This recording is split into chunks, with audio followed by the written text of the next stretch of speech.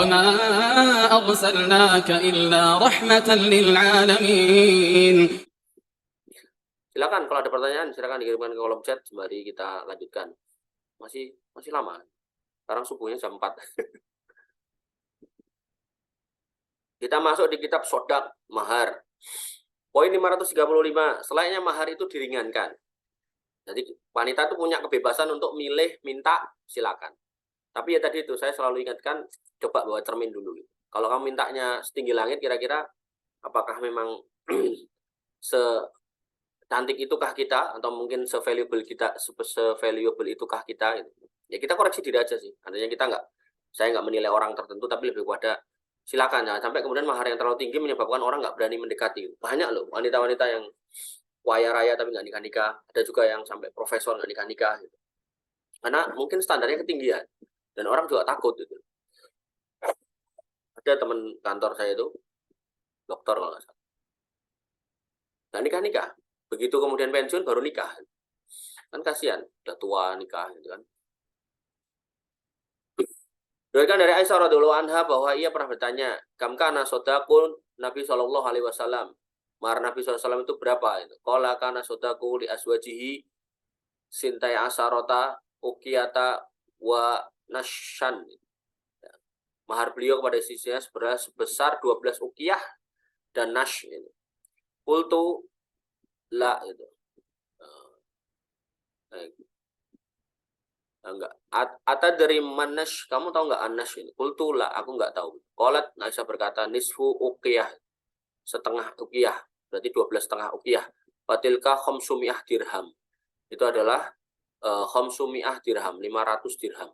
Jadi kalau di gampangnya ya 500 dirham. Nah, 1 dirham ini berapa nih?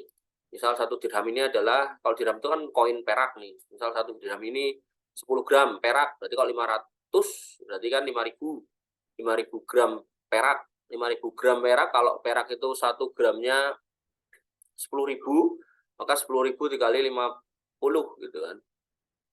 Ya benar ya. Kalau 1 gramnya 10.000, maka 5.000 dikali 10.000 berarti sekitar 50 juta. Gitu.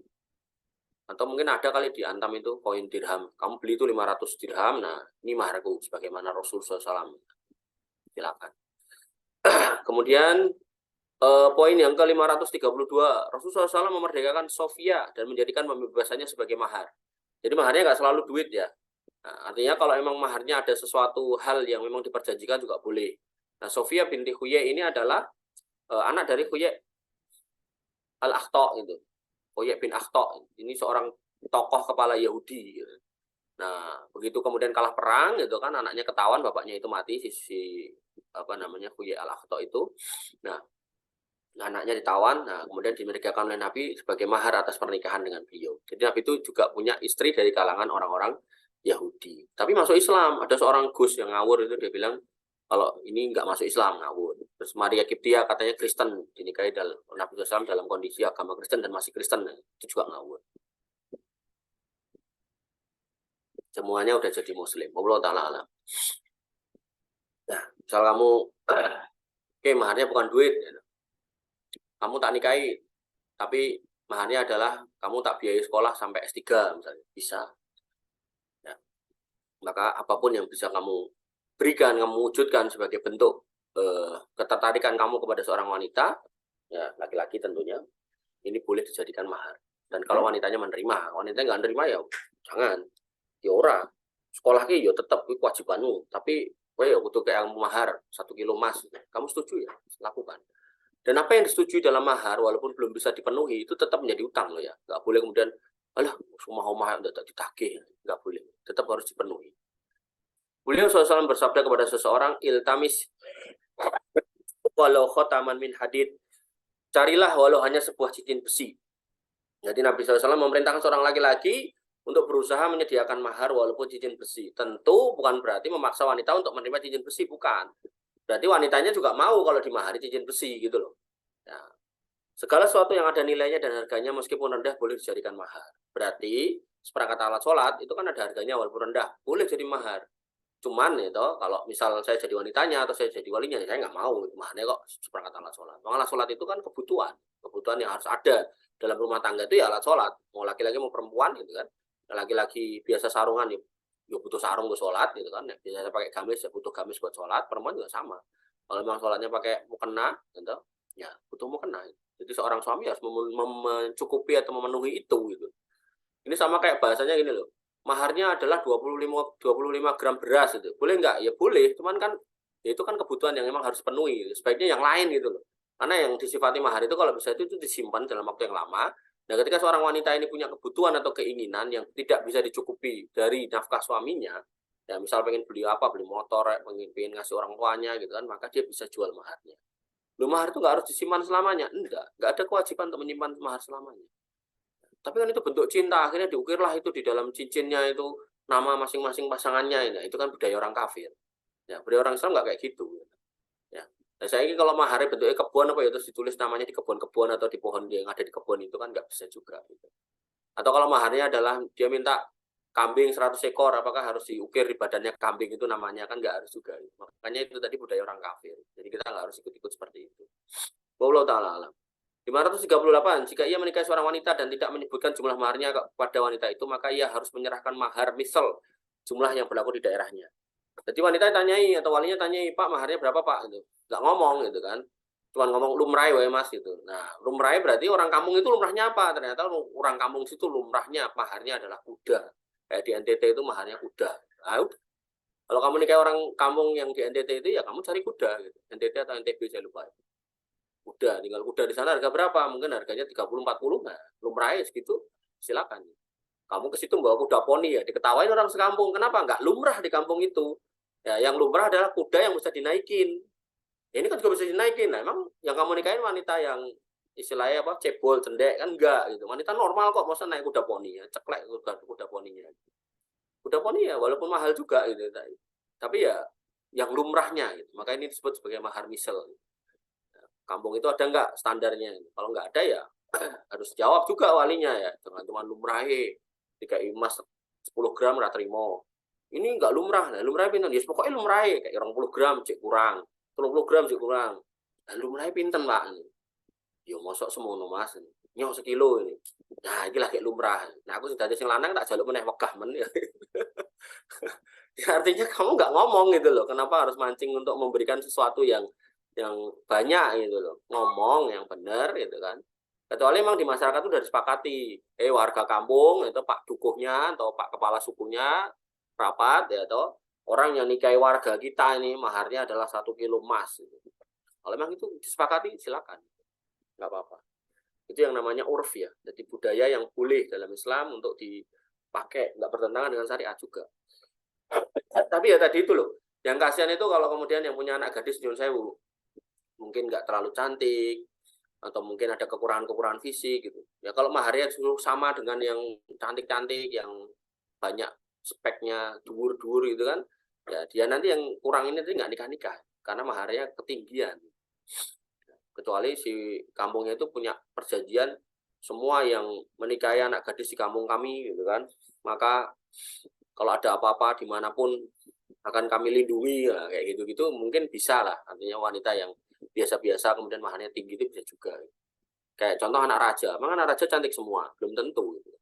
Tapi kan kalau udah jadi mantu raja, itu kan pasti dijaga sama pasukan-pasukan kerajaan gitu loh.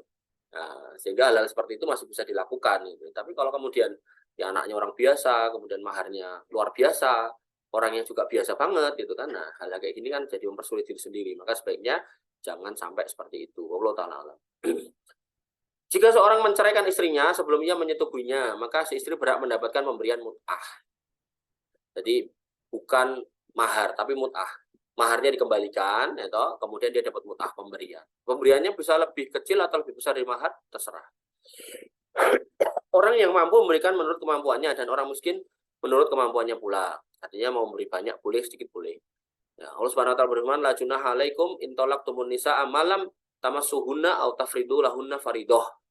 Wa matihunna 'alal musii'i qadaruhu wa 'alal muqtiri qadaruhu mata ambil ma'ruf haqqan 'alal muhsinin. Tidak ada kewajiban bayar mahar atas kamu jika kamu menceraikan istri-istrimu sebelum kamu mencampuri mereka dengan mereka dan sebelum kamu menentukan maharnya. Ya. Dan hendaklah kamu memberikan mut'ah pemberian kepada mereka Orang yang mampu menurut kemampuannya dan orang yang miskin merupakan menurut kemampuannya juga ya. Wa 'alal muqtiri haqqa qadruhu mata'an bil ma'ruf. Di sini ada qadruhu. Jadi ini kurang ya. Dan orang yang miskin juga menurut kemampuannya. Mata'an bil ma'ruf ini adalah pemberian ya, yang baik gitu. Haqqan 'alal muhsinin, dan ini adalah hak atau ketentuan bagi orang-orang yang berbuat baik.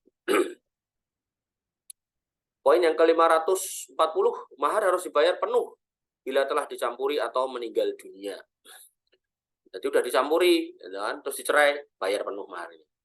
Oh, malam pertama baru mau campuri, terus sebelum bercampur karena ini yang nikahin udah tua gitu kan, dia merasa malam ini harus perkasa luar biasa, terus dia minum obat kuat, nggak taunya jantungnya nggak kuat, mati gitu kan.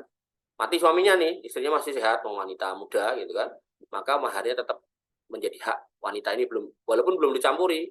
Kenapa ya? Karena suaminya mati gitu. Tapi kalau dicerai sebelum dicampuri dan yang nyerai ini hidup, ya maka dia maharnya nggak dapat, atau kalau udah dikasih bisa diminta lagi, ya dia mendapatkan mut'ah tadi itu.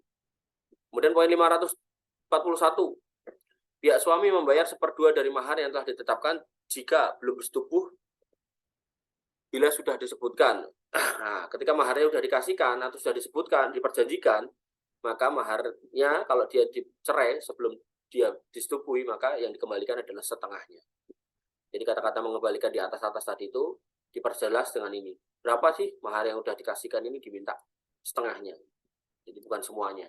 Kalau sudah disebutkan ya, dan sudah diserah terimakan, jadi pas akad maharnya 25 gram emas itu, maka pas mau malam pertama kalau nggak jadi, terus dia dicerai, belum diapa-apain, nah, maka setengahnya tetap hak perempuan, setengahnya diambil.